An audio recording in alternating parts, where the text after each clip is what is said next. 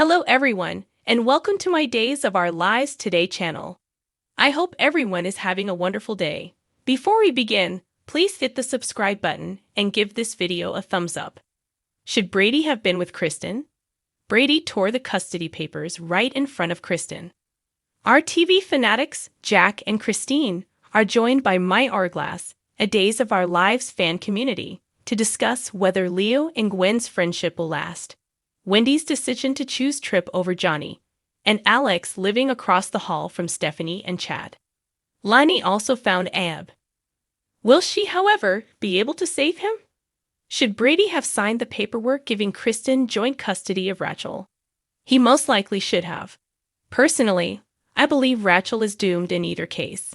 She has a schizophrenic mother, Kristen, and a father, Brady, who is greedy, egotistical, and excruciatingly ignorant on so many levels. Is it really important who gets custody? She's certainly already a Deborah chip from the old block. No, but he should not have handled it the way he did. Brady was correct in his assessment that giving in to Kristen was the wrong decision, but ripping them up before he got Rachel back was a stupid plan that would just annoy her. He should have done it after Rachel was returned to him, not before. Christine. He should have signed them for sure. Joint custody makes the most sense and will prohibit Rachel from fleeing and endangering herself. Plus, him and Kristen going at it isn't good for Rachel. Rachel is madly in love with Kristen. Keeping her away from her mother only makes her idolize Kristen even more.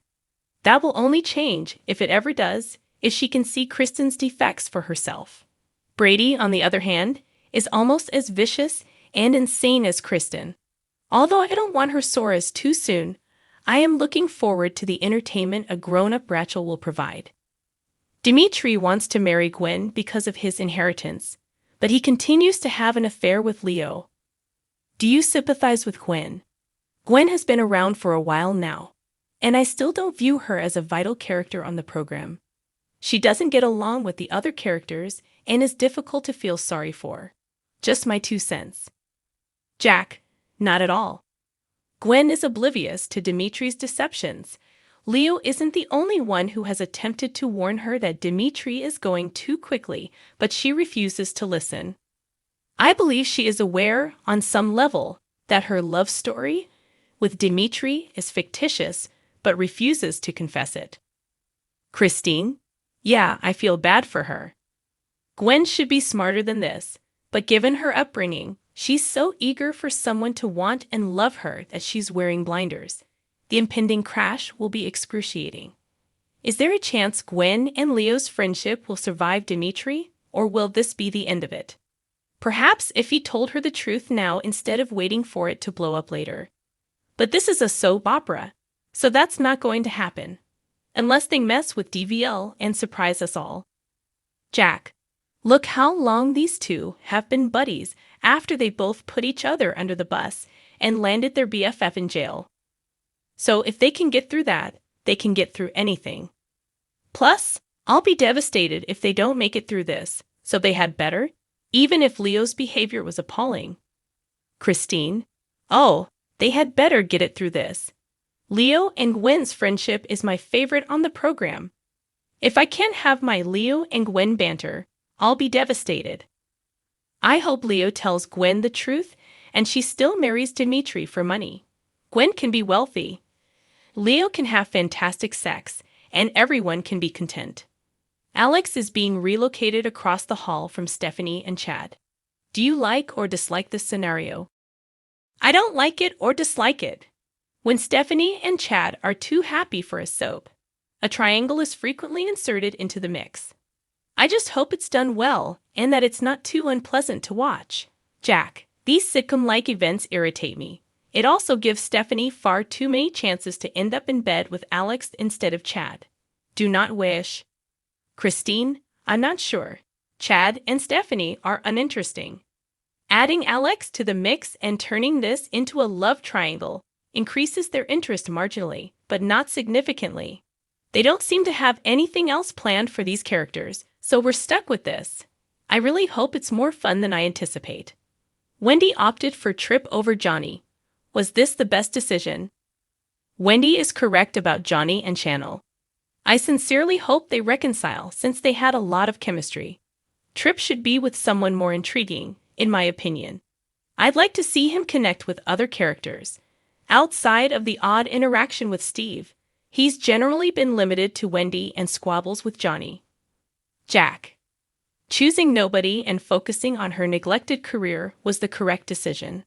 To be honest, I didn't appreciate how either of these guys acted. Trip grew insufferably smug, and he and Johnny were as petty and immature as he claimed. Wendy has a lot more chemistry with Trip than Johnny does, and Johnny is right at home with Chanel. But Trip and Wendy aren't exactly lighting the world on fire. I'm prepared to give them more time to find their feet as a couple, but they're just not that fascinating so far. Harris wishes to commit to Bayview. Is he correct? Do you want him to leave? I believe Harris' request to leave indicates that the decision was probably sound. He is aware of the gravity of what has been done, and he admits that he requires assistance.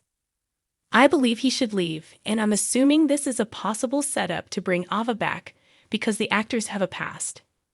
Jack. I had the impression Harris was hiding from the world, afraid of losing control again. That's not healthy, in my opinion, and Marlena should have walked him through it instead of giving in. At the very least, if he goes to Bayview, his story will come to a halt. Hopefully, he won't run into Ava and create a fresh mess. Christine.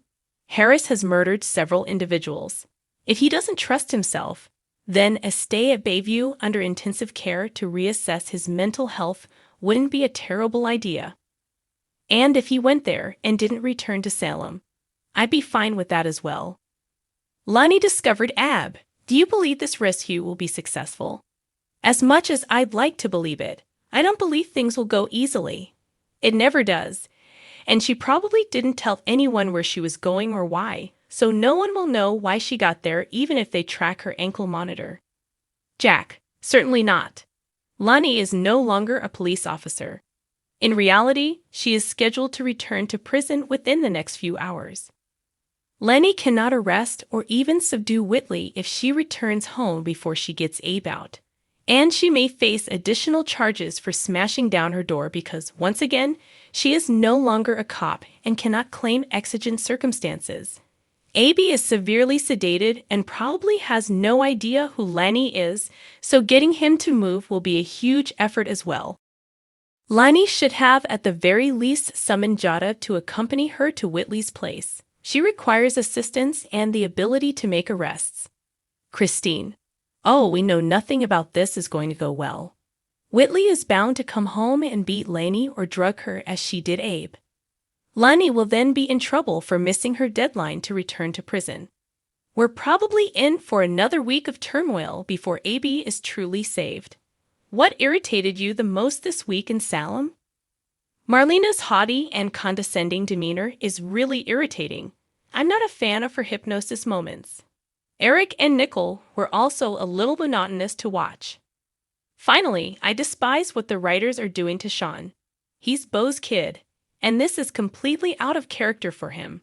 What's worse is that they never seem to offer Sean a tale, or that when they do, they choose this one. It's total nonsense. Jack. I didn't think I cared about this ridiculous Kristen tale, but when Marlena and Belle offered Brady that bad advice, it enraged me. Even though a youngster wants to be with her mother, it is not necessarily in her best interests. Kristen is a poisonous mother who has manipulated Rachel since the beginning. Rachel has become a pampered brat, largely due to her influence and partially due to the fact that all of the grown-ups in her life, with the possible exception of her grandfather, John, give in to every demand. They believe Rachel is too fragile to understand that she cannot have everything she desires, especially when what she desires is for her parents to reconcile, which will never happen. Belle's suggestion was even worse. She should be disbarred for implying that a judge will view Kristen, who has been in and out of prison and attempted to kidnap Rachel twice previously, as the more fit parent because Brady committed the crime of sending Rachel to a sleepaway camp that Rachel disliked and fled from. Kristen can't even find a lawyer to represent her. Why would she engage in parental kidnapping in order to force a custody change? I'm sick of everyone making a monster out of Rachel and Kristen's poor behavior. Enough is enough. Separately, it irritated me that Lonnie didn't bring an actual cop with her to retrieve Abe. As a result of Lonnie being overpowering, this is likely to stretch out even longer. Odd. Brady is tearing up those papers, Christine. Why would you ask Marlena to sort something out with Kristen just to do this? Brady would never see Kristen again if she left with Rachel at any time. Brady is extremely fortunate. Kristen is so insane that he was granted full custody. If Rachel's mother were normal, she could take custody away from the recovering addict who tormented Stefan simply to win back his lover. Perhaps Teresa keeps Tate in California and away from Brady for this reason. And hadn't EJ hired people to close the tunnels? So why are they being used as a rear entry to the mansion? What was your favorite Salem remark, scene, or storyline this week? I thought it was good to see everyone at the Aid Vigil and hear what a significant part of their life he was. Despite the fact that we all know Abe is still alive, it serves as a lovely remembrance of his time in Salem. I really loved how John and Steve refused to give up their search. Jack. I liked how, even while asleep, Abe insisted that Jerry was not Theo. His fantasy about being on body and soul was very entertaining. I enjoyed Brady ripping up the custody agreement, even if it was a stupid move. Someone should tell Kristen no. Christine. Leo and Dimitri were a lot more entertaining than I thought. Kristen and her mini-me, Rachel, are always entertaining. Thanks for watching if you like this video. So please don't forget to subscribe my channel and don't miss any update.